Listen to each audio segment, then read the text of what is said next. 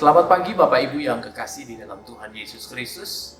Senang sekali kita pagi hari ini boleh bertemu lagi di dalam program Renungan Pagi GKY Palembang. Bagaimana kabar Bapak Ibu semua? Saya berharap kita di dalam keadaan yang baik, terpelihara di dalam anugerah dan pertolongan Tuhan. Mari Bapak Ibu sekalian, saya ajak kita untuk kembali melihat dan memperhatikan satu bagian firman Tuhan yang akan menjadi bahan renungan bagi kita semua.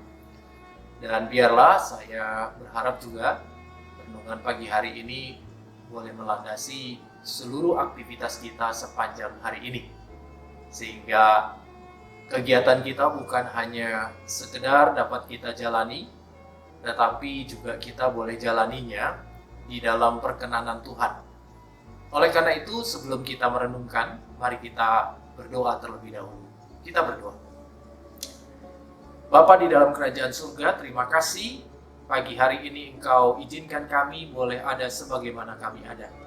Terima kasih untuk pemeliharaan Tuhan di sepanjang malam dalam istirahat kami. Dan pagi ini kami akan memulai seluruh aktivitas kami. Namun sebelumnya kami berharap Tuhan memberkati kami lewat firman-Mu, sehingga perjalanan hidup kami sepanjang hari ini boleh sungguh berkenan di hati-Mu Tuhan dan seturut dengan kehendak-Mu. Berkati waktu ini, berkati hamba-Mu dan berkati setiap Bapak Ibu yang memperhatikan, mengikuti akan renungan pagi ini. Dalam nama Tuhan Yesus Kristus kami berdoa. Amin. Saudaraku yang dikasihi oleh Tuhan Yesus Kristus, pagi ini firman Tuhan terambil dari Kolose pasalnya yang pertama ayat 24 hingga Kolose pasal 2 ayatnya yang kelima. Sekali lagi, bagian firman Tuhan yang akan kita renungkan terambil dari Kolose pasal 1 ayat 24 hingga Kolose pasal 2 ayatnya yang kelima. Bapak Ibu Saudara sekalian, izinkan saya untuk membacakan bagian firman Tuhan ini bagi kita semua. Demikian firman Tuhan di dalam judul pelayanan dan penderitaan Paulus. Ayat 24. Sekarang aku bersukacita bahwa aku boleh menderita karena kamu dan menggenapkan dalam dagingku apa yang kurang pada penderitaan Kristus untuk tubuhnya, yaitu jemaatnya. Aku telah menjadi pelayan jemaat itu sesuai dengan tugas yang dipercayakan Allah kepadaku untuk meneruskan firman-Nya dengan sepenuhnya kepada kamu, yaitu rahasia yang tersembunyi dari abad ke abad dan dari turunan ke turunan, tetapi yang sekarang dinyatakan kepada orang-orang kudus-Nya. Kepada mereka Allah mau memberitahukan betapa kaya dan mulianya rahasia itu di antara bangsa-bangsa lain, yaitu Kristus ada di tengah-tengah kamu. Kristus yang adalah pengharapan akan kemuliaan. Dialah yang kami beritakan, apabila tiap-tiap orang kami nasihati dan tiap-tiap orang kami ajari dalam segala hikmat, untuk memimpin tiap-tiap orang kepada kesempurnaan dalam Kristus. Itulah yang kuusahakan dan kupergumulkan dengan segala tenaga sesuai dengan kuasanya yang bekerja dengan kuat di dalam aku. Karena aku mau supaya kamu tahu betapa beratnya perjuangan yang kulakukan untuk kamu dan untuk mereka yang di Laodikia dan untuk semuanya yang belum mengenal aku pribadi, supaya hati mereka terhibur dan mereka bersatu dalam kasih, sehingga mereka memperoleh segala kekayaan dan keyakinan pengertian dan mengenal rahasia Allah, yaitu Kristus. Sebab di dalam Dialah tersembunyi segala harta hikmat dan pengetahuan. Hal ini kukatakan supaya jangan ada yang memperdayakan kamu dengan kata-kata yang indah. Sebab meskipun aku sendiri tidak ada di antara kamu, tetapi dalam roh aku bersama-sama dengan kamu. Dan aku melihat dengan sukacita tertib hidupmu dan keteguhan imanmu dalam Kristus. Sampai sedemikian jauh pembacaan firman Tuhan pada pagi hari ini. Bapak Ibu sekalian yang dikasihi oleh Tuhan Yesus Kristus, kita kenal atau kita tahu dengan sebuah istilah penderitaan. Nah, saudara, saya tidak tahu bagaimana saudara merespon atau menanggapi ketika mendengar istilah penderitaan. Saudara, pada umumnya yang saya tahu, ketika kita mendengar atau ketika kita mengalami satu penderitaan, maka saudara, penderitaan ini tentunya menjadi sesuatu yang tidak kita harapkan. Ketika kita mendengar atau ketika kita mengalami di tahap-tahap awal akan penderitaan, maka orang secara spontan tentunya bisa saja berkata, mudah-mudahan aku tidak mengalami penderitaan ini. Artinya apa, saudara? Bahwa penderitaan adalah sesuatu yang kalau bisa itu tidak kita alami. Kesusahan, kesulitan, ya, pergumulan, ya, air mata, ratap tangis, ya. Kalau bisa itu tidak terjadi pada diriku, ya, pada diri setiap kita. Dengan kata lain bahwa penderitaan kalau bisa itu menjauh dari hidupku, kira-kira begitu. Dan saudara, ketika mungkin kita mendengar istilah penderitaan begitu ya, maka yang tergambar oleh kita, yang tergambar dalam benak kita, itu adalah sesuatu yang sangat menyulitkan, adalah sesuatu yang sangat selain tidak kita harapkan, sesuatu yang sangat menyusahkan kehidupan kita. Jadi kalau bisa, hal itu menjauh dari kehidupan kita. Saudara sekalian, ini adalah satu reaksi yang saya kira wajar. Setiap orang tentunya tidak ada yang menginginkan hidupnya itu menderita. Setiap orang pasti berharap hidupnya jauh dari penderitaan. Tetapi saudara, yang namanya penderitaan itu adalah sesuatu keniscayaan. Artinya bahwa setiap orang pasti di dalam perjalanan hidupnya dia akan pernah mengalami atau dia akan menjumpai hidupnya itu mengalami sebuah penderitaan. Nah, saudara, berbicara tentang penderitaan yang ada kaitannya dengan bahan renungan kita pada pagi hari ini, saudara, saya melihat ada sesuatu yang menarik ketika berbicara tentang penderitaan. Khususnya kalau kita perhatikan ayat 24 dari Kolose pasal 1 ini, saudara. Apa yang disampaikan oleh Paulus di ayat 24 saya ingin bacakan kembali buat kita semua. Sekarang aku bersuka cita bahwa aku boleh menderita karena kamu. Saudara, kalau kita coba perhatikan kalimat pertama dari ayat 24 pasal 1 Kolose ini, cukup menarik, saudara. Artinya apa, saudara? Kalau saya boleh simpulkan dengan bahasa sederhana, bahwa Paulus senang sekalipun dia mengalami penderitaan, dan penderitaannya itu sebenarnya penderitaan yang dia harus tanggung karena orang lain. Jadi dia bersuka cita boleh menderita karena orang lain. Artinya bahwa penderitaan itu sebenarnya bukan berasal dari dirinya sendiri, tetapi karena orang lain, lalu kemudian dia mengambil penderitaan orang lain itu dikenakan kepada dirinya, dan dia bersuka cita, saudara. Bukankah ini adalah sesuatu yang, ya kalau boleh saya katakan, menjadi satu big question, satu pertanyaan besar. Kenapa dia bisa bersuka cita di tengah-tengah penderitaan yang sebenarnya penderitaan itu adalah penderitaan orang lain yang dikenakan pada dirinya. Penderitaan yang sebenarnya bukan berasal dari dirinya sendiri, atau mungkin tidak ada mengena secara langsung di dalam diri Paulus, tetapi penderitaan orang lain yang dikenakan kepada dirinya, dan dia bersuka cita, saudara. Ini satu pertanyaan besar.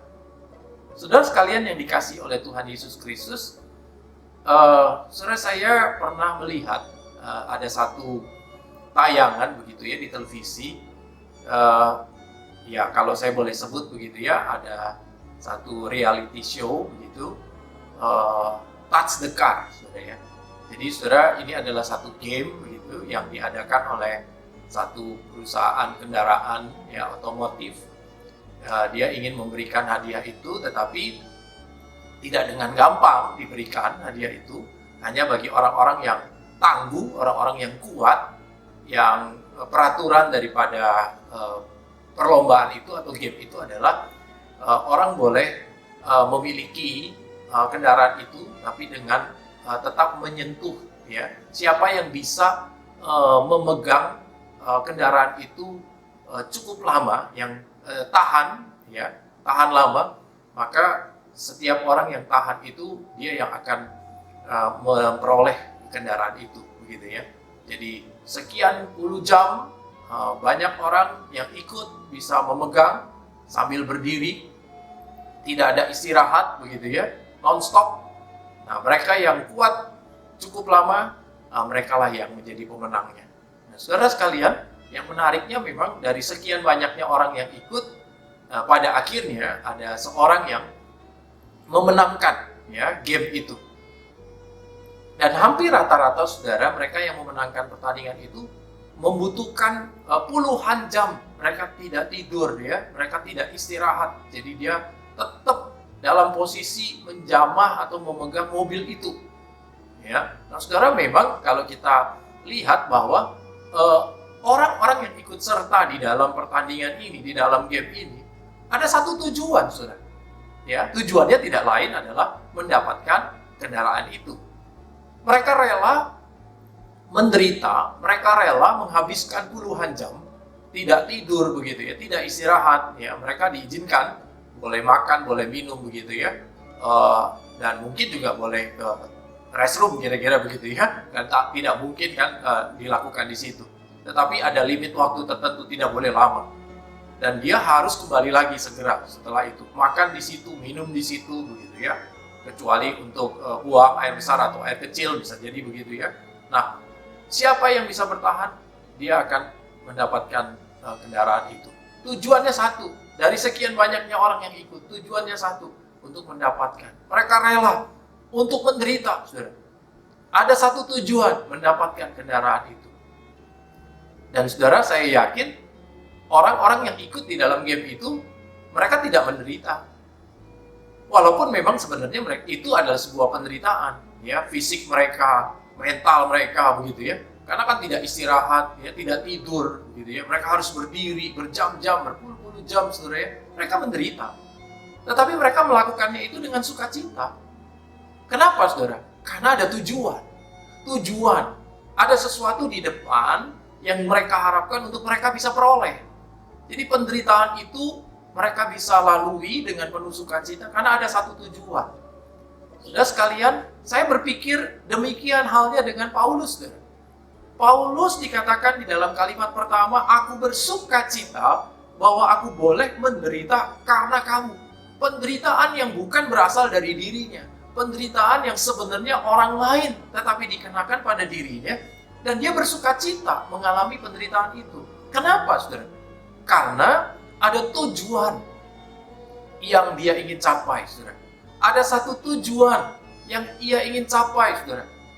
Nah, saudara sekalian, apa yang sebenarnya menjadi tujuan dari Paulus sehingga dia tetap bisa bersukacita di tengah penderitaan yang sebenarnya bukan berasal dari dirinya, penderitaan orang lain, ya, dikenakan pada dirinya, dan dia tetap bersukacita.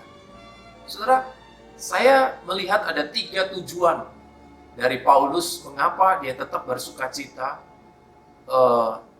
di dalam penderitaan yang dikenakan pada dirinya, penderitaan orang lain yang dikenakan pada dirinya. Saudara, tujuan yang pertama adalah meneruskan firman-Nya kepada orang lain. Kalau saudara perhatikan di ayat 25 dikatakan, aku telah menjadi pelayan jemaat itu sesuai dengan tugas yang dipercayakan Allah kepadaku untuk meneruskan firman-Nya dengan sepenuhnya kepada kamu. Saudara, firman Tuhan yang sampai kepada orang lain. Ini tujuan pertama daripada Paulus. Mengapa dia bisa bersukacita, ya, mengalami sebuah penderitaan, dan penderitaan itu sesungguhnya bukan berasal dari dirinya sendiri. Penderitaan orang lain yang dikenakan kepada dirinya, dia tetap bersuka cita. Karena dia ingin mencapai tujuan. Apa tujuannya? Firman Tuhan itu bisa sampai kepada orang lain. Firman Tuhan yang menjadi bagian yang begitu mulia dalam dirinya, yang dia tahu, yang sudah mengubah dirinya, yang sudah dia sendiri alami, yang dia sudah sendiri rasakan, dia ingin teruskan kepada orang lain. Ada satu tujuan pertamanya adalah apa? Firman Tuhan itu bisa sampai kepada orang lain. Bukan cuma dirinya sendiri, tapi juga orang lain.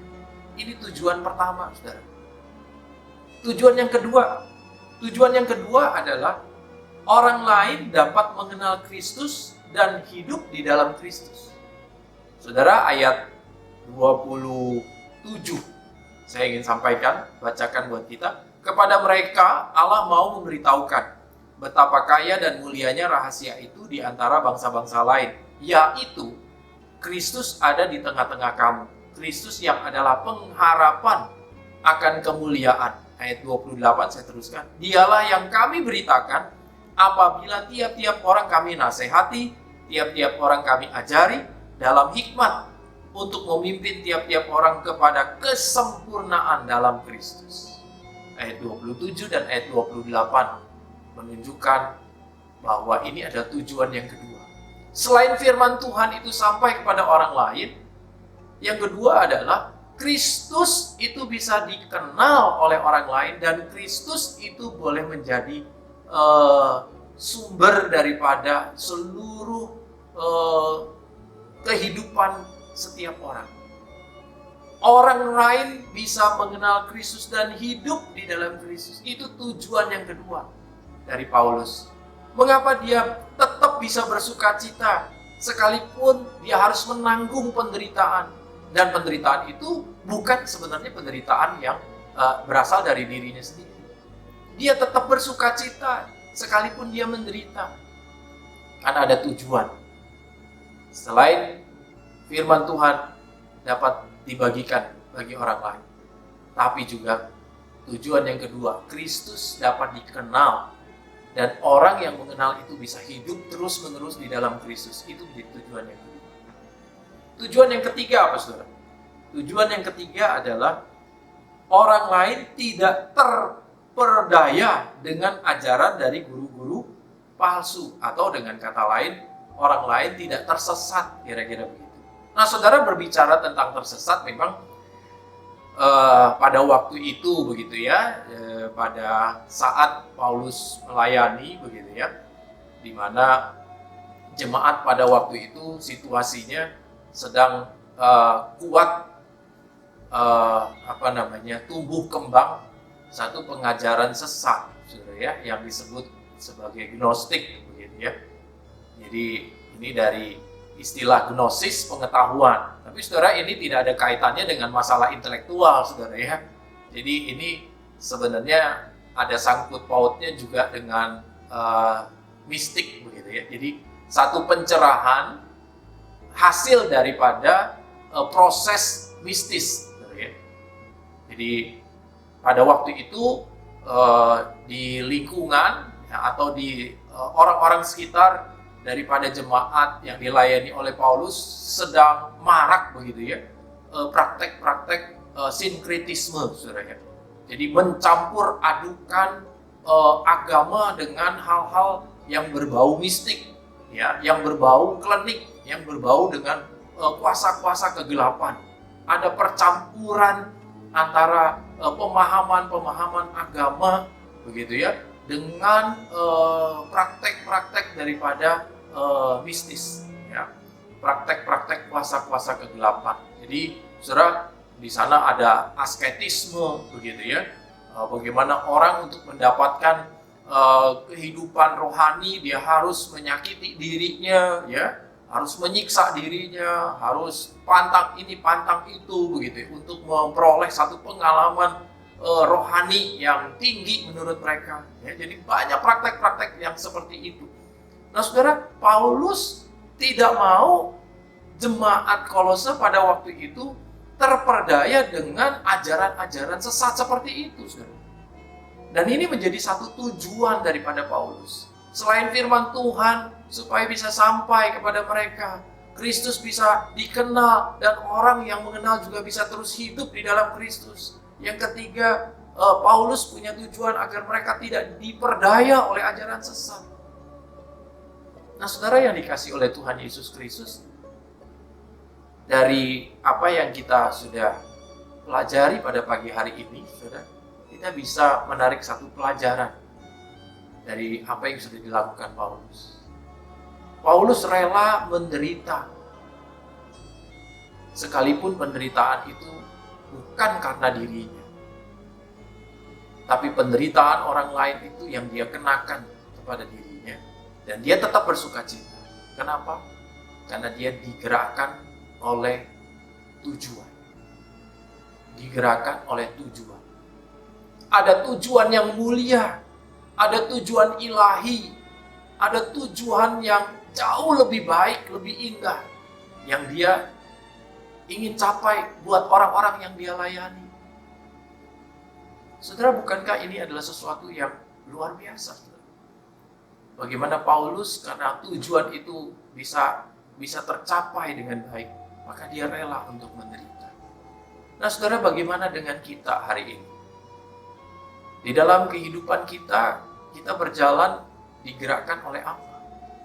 Apakah perjalanan kehidupan kita pun digerakkan oleh tujuan-tujuan yang mulia?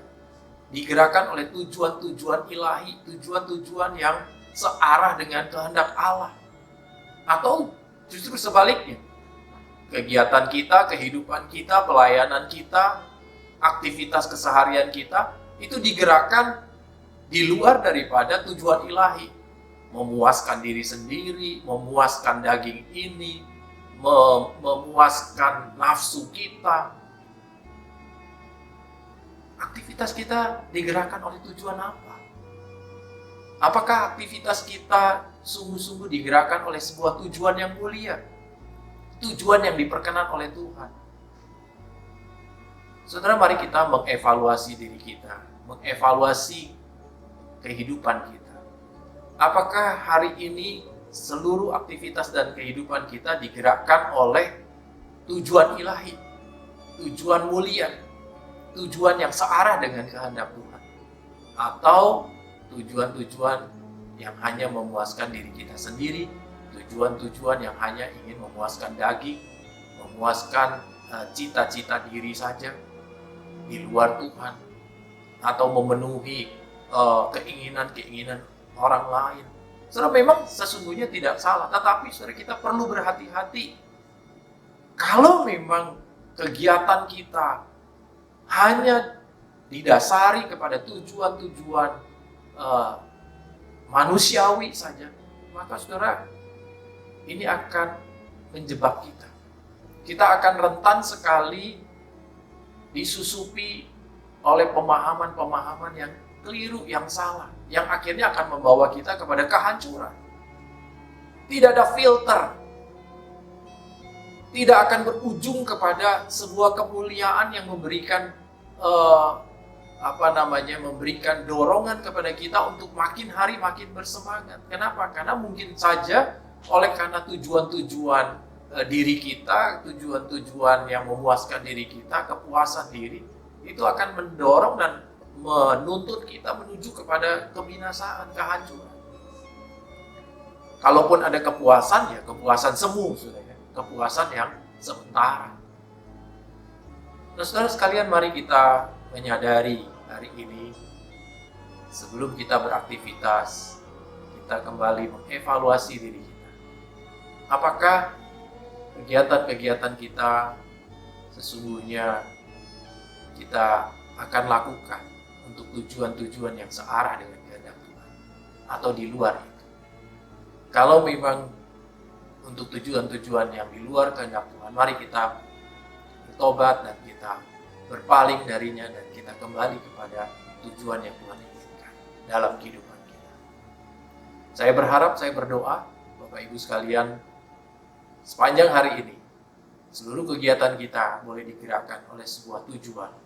Dan tujuan itu adalah tujuan ilahi, tujuan mulia, tujuan-tujuan yang searah dan seperjalanan dengan kehendak Tuhan. Sehingga nama Tuhan dipermuliakan, kita boleh tetap bersuka cita sekalipun mengalami penderitaan. Karena kita sedang mengerjakan satu tujuan yang mulia. Bukan cuma untuk diri kita sendiri. Kiranya Tuhan dipermuliakan. Mari kita berdoa. Bapa di surga, terima kasih untuk pagi hari ini atas firman-Mu bagi kami. Kiranya Engkau Tuhan menolong kami untuk kami boleh memiliki tujuan ilahi, tujuan sesuai dengan kehendak-Mu di dalam setiap kegiatan kami sepanjang hari ini. Seperti hamba-Mu Paulus dalam perjalanan kehidupan pelayanannya, dia memiliki tujuan mulia. Dan dari sana, sekalipun dia mengalami penderitaan yang bukan karena dirinya, dia sanggup menanggungnya, bahkan dia bersuka cita. Karena tujuan yang dia punya adalah tujuan yang mulia, tujuan ilahi, tujuan yang sesuai dengan kehendak-Mu. Biar kiranya kami sepanjang hari ini juga boleh berjalan di dalam tujuan yang mulia, tujuan ilahi itu. Sehingga kehidupan kami, apapun yang terjadi, kami sanggup untuk menanggungnya. Bahkan kami tetap bersuka cita dan bersyukur kepada-Mu Tuhan. Berkati Bapak Ibu Saudara yang berkegiatan di tempat kegiatan mereka masing-masing. Dalam situasi dan kondisi bagaimanapun, kami bisa tetap bersuka cita. Di dalam nama Tuhan Yesus Kristus, kami berdoa. Amin. Selamat beraktivitas. Tuhan Yesus memberkati.